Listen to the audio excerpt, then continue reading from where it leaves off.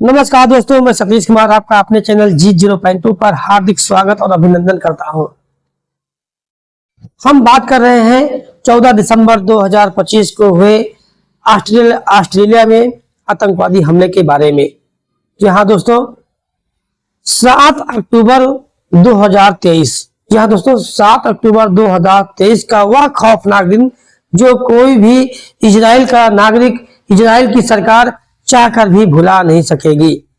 इसी दिन ही हमास के सैकड़ों आतंकवादियों ने इजराइल में अवैध रूप से घुसकर वहां की जनता को, वहां के लोगों को, वहां के निर्दोष बच्चों को अपनी गोलियों के माध्यम से भूनना शुरू किया या उनका कत्लेआम किया।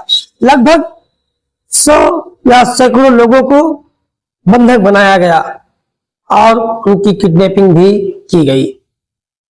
ऐसी ही एक घटना ऑस्ट्रेलिया के सिडनी नामक शहर के एक बोंडी बीच पे हुई, जहां पर यहूदियों के द्वारा एक फेस्टिवल, इसको बोलते हैं हनुक्का फेस्टिवल, यह मनाने के लिए इकट्ठा हुए थे और इन पर आतंकवादियों ने अंधाधुंध फायरिंग कर दी।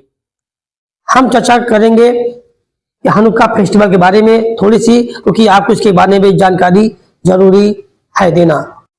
हनुक्का फेस्टिवल, यह फेस्टिवल दीपों का फेस्टिवल या इसे बोले फेस्टिवल ऑफ लाइट के नाम से जाना जाता है, जो लगभग 8 दिन और 8 रात चलता है। संडे का दिन था।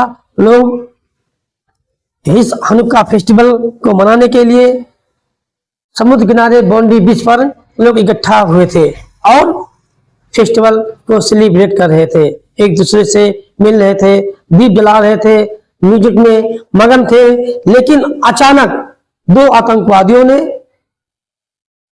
एक पुल पे खड़े होकर के इन भीड़ को, जहां पर ये यहूदी इकट्ठा हुए थे, उन पे कंटिन्यू गोलियां बरसाना शुरू कर दिया और इनकी हत्याएं कर दी। इस आतंकवादी घटना में लगभग 20 यहूदियों की जान चली गई, जिसमें कुछ बच्चे भी शामिल हैं। अब पुलिस इनकाउंटर में पुलिस के द्वारा दोनों आतंकवादियों को गोली चलाई गई और दोनों आतंकवादियों में एक आतंकवादी तो मारा गया, लेकिन दूसरा आतंकवादी गंभीर रूप से जब घायल हो गया तो उसको वहां की पुलिस ने इसको पकड़ लिया, जिसका इलाज ऑस्ट्रेलिया के अस्पताल में चल रहा है। सरकारी आंकड़ों के अनुसार लगभग 2.7 करोड़ जनसंख्या में, यहाँ दोस्तों ऑस्ट्रेलिया की 2.7 करोड़ जनसंख्या में लगभग 1,70,000 यहूदी यहाँ ऑस्ट्रेलिया में निवास करते हैं। और जाहिर सी बात है, उनका कोई फेस्टिवल होगा, इनका कोई त्योहार होगा तो एक स्थान पर तो इकट्ठा होंगे और उस फेस्टिवल को मनाएंगे। लेकिन सरकार की भारी चूक की वजह से या भारी भूल की वजह से उनको कुछ कीमत चुकानी पड़ी, जो जान की कीमत देनी पड़ी। ये आतंकवादी घटना कैसे घटी, वहां की खुफिया तंत्र क्या कर रही थी, अभी तक कुछ पता नहीं चल पाया। लेकिन हाँ, पुलिस ने तत्काल कार्रवाई करते हुए दोनों आतंकवादियों को काउंटर किया, जिसमें एक आतंकवादी की मौत हुई जबकि दूसरा पकड़ लिया गया है। एक बहादुर व्यक्ति का कहानी इसी आतंकवादी घटना में जुड़ा हुआ है। उस बहादुर व्यक्ति का नाम है अहमद अल अहमद। जी हाँ दोस्तों, अहमद अल अहमद, ये व्यक्ति एक कार के पीछे छुप करके एक आतंकवादी को पकड़ने का प्लान ही कर रहा था। वह आतंकवादी लगातार अपने बंदूक से लोगों पर गोलियां चला रहा था, लेकिन अहमद अल अहमद नामक वीर जवान ने उस पर एकाएक अटैक कर दिया और उसकी बंदूक को छीन लिया और उसे पटकनी दे दी।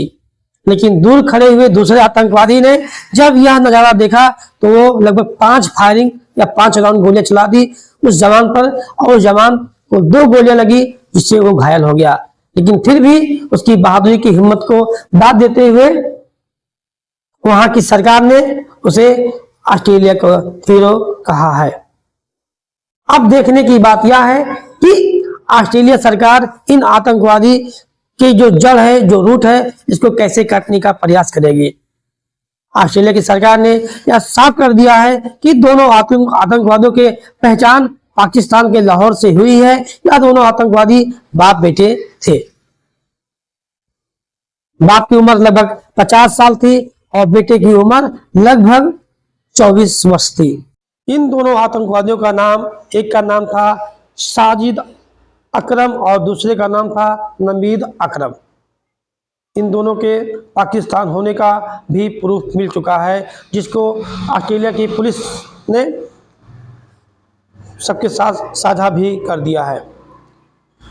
ऑस्ट्रेलिया के प्रधानमंत्री एंथोनी अल्बानीज ने उस बहादुर व्यक्ति जिसने आतंकवादियों की बंदूक को छीना था, उससे मुलाकात किए और उसको साहस के लिए उसको धन्यवाद भी किया। तमाम राष्ट्र अध्यक्षों ने इस आतंकवादी घटना को लेकर के कड़ी निंदा की है और मारे गए लोगों के प्रति शोक और संवेदना भी व्यक्त की है और देश के अन्य राष्ट्र अध्यक्षों से आतंकवाद के खिलाफ एक साथ खड़े होने के लिए भी अपील की है। आपको इस आतंकवादी घटना के बारे में क्या कहना है? अपनी प्रतिक्रिया कमेंट बॉक्स में जरूर दीजिएगा। फिर मिलते हैं नए वीडियो में, तब तक के लिए नमस्कार। जय हिंद, जय भारत।